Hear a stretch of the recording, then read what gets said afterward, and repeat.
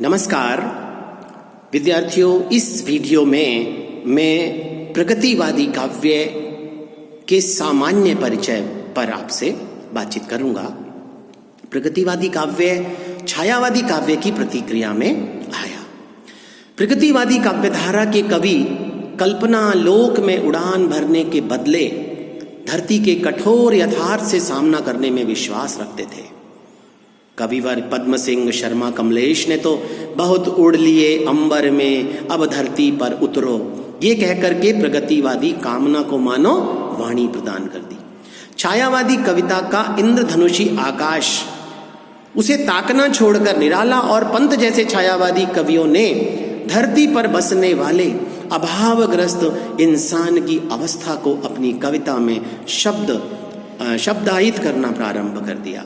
वह तोड़ती पत्थर देखा मैंने उसे इलाहाबाद के पथ पर जैसी कविता लिखकर निराला ने एक अभाव से भरी जिंदगी को कविता में हमारे सामने प्रस्तुत करने की शुरुआत की।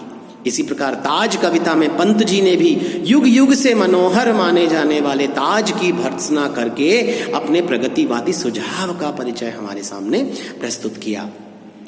कल्पना की उड़ानें बहुत देर तक कवि का साथ नहीं दे पाती, इसलिए उसे धरती से जुड़ना ही पड़ता है। और छायावाद के सतरंगी सुरम्य परिवेश से ही कविगण प्रगति पथ के लिए जैसे व्याकुल हो गए। बालकृष्ण शर्मा नवीन ने प्रगतिकामी मानवीय चेतना को ललकारा और कहा, नियम और उपनियमों के ये बंधन टूक टूक हो जाएं, विश्व भर की पोषक वीणा के ये सब तार मूक हो जाएं, कभी कुछ ऐसी तान सुनाओ जिससे उथल पुथल मच जाए। सन 36 के आसपास कवियों के विद्रोही मन से ऐसे स्वर सहज रूप में ही फूटने लगे थे और यही लक्षण थे हिंदी में प्रगतिवादी कविता के आगमन के। जिस प्रकार छायावाद स्थूल के प्रति सूक्ष्म की प्रतिक्रिया स्वरूप था, उसी प्रकार इसमें सूक्ष्म के प्रति स्थूल की प्रतिक्रिया दिखाई देती है। ये जीवन की विषमताओं को भुलाकर सौंदर्य के स्वप्न देखना नहीं चाहते। जहां नवीनता है वहीं प्रगति है, किंतु प्रगतिवाद अब एक पारिभाषिक अर्थ में प्रयुक्त होने लगा। वह काव्य को वस्तुवाद की कठोरता और कर्कश भूमि पर खड़ा कर देना चाहता है। वो शोषित पीड़ित मानव को ही अपने काव्य का आलंबन बनाना चाहता है। सामंतशाही और पूंजीवाद से उसका विरोध है। जो लोग उनसे संबंध रखने वाली कविता लिखते हैं अथवा जो प्रगतिवादी सिद्धांतों को नहीं मानते, वे प्रतिक्रियावादी कहलाते हैं। प्रगतिवादी वर्गहीन समाज के पक्ष में है। ये एक प्रकार से मार्क्सवाद का साहित्यिक रूप कहा जा सकता है। सौंदर्य और कला से उसका विरोध नहीं है, लेकिन यह पहले उन भौतिक अभावों को और जनता के दैन्य और दारिद्र्य को दूर करना चाहता है, जिसके कारण उनकी सौंदर्यानुभूति में कमी पड़ती है। उसका सिद्धांत है, भूखे भजन न होई गोपाला। वह कला को जनसाधारण के उपयोग का विषय बनाना चाहता है। तभी प्रगतिवाद में वकालत और प्रचार का प्राधान्य दिखाई पड़ता है और कला की अपेक्षाकृत कमी है।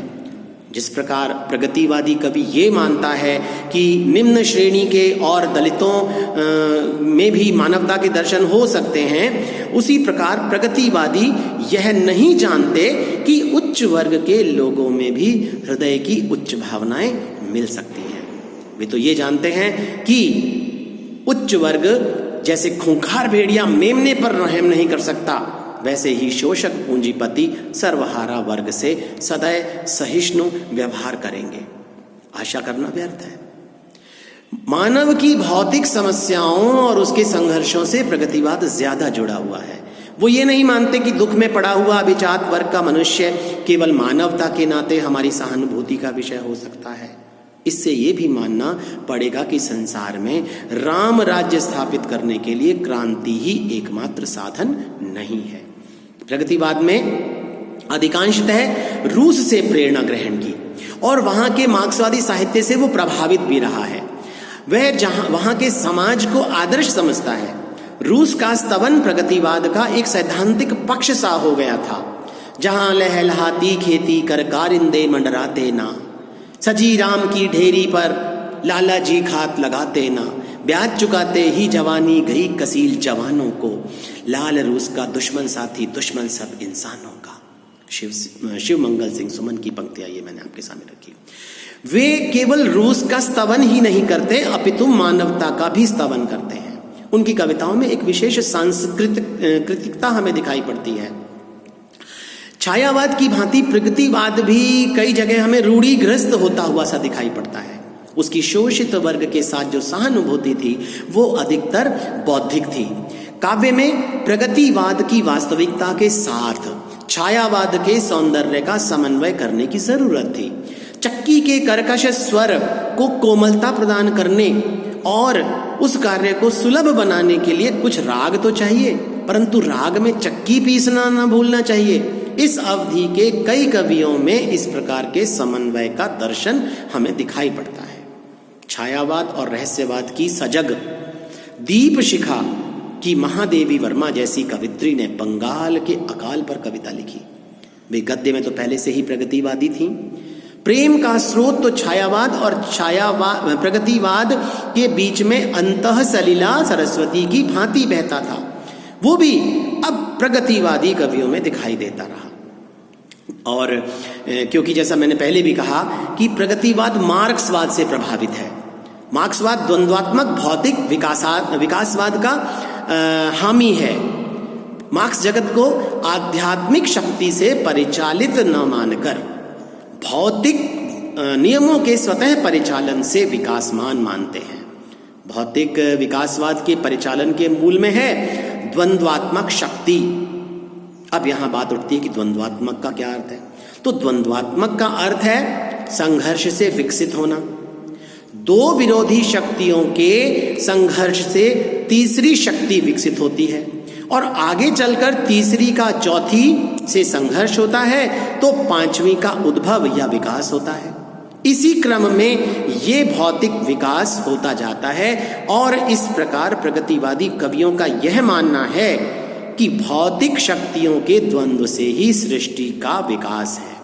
अतः शोषक और शोषित वर्गों के बीच द्वंद्व होना बहुत जरूरी है और इस द्वंद्व या संघर्ष को कोई रोक नहीं सकता।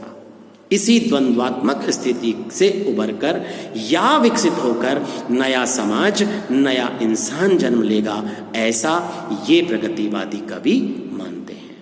धन्यवाद।